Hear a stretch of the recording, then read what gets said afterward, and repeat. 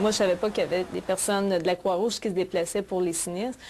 Cette personne-là arrivait de je sais pas où, puis elle est venue nous voir parce que ça devait parce que bon, je pleurais aussi, j'étais triste, puis je regardais ma maison qui brûle, mon appartement. Puis quand cette personne-là est arrivée, ben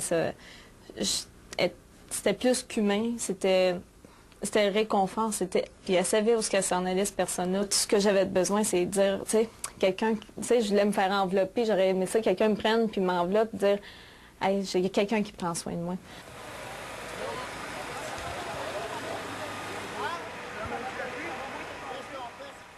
La Croix-Rouge a été la première personne qui m'a demandé comment ça va. Je dis bon, j'ai vu de la famille, mais les gens qui sont près de toi sont tellement aussi paniqués que toi qu'ils pensent même pas te demander comment ça va. Qu'est-ce que tu vas faire? Qu'est-ce qui va t'arriver? Ils me demandent, as-tu besoin d'aide? Oui. Mais elle m'a vraiment dit, comment ça va, Stéphanie?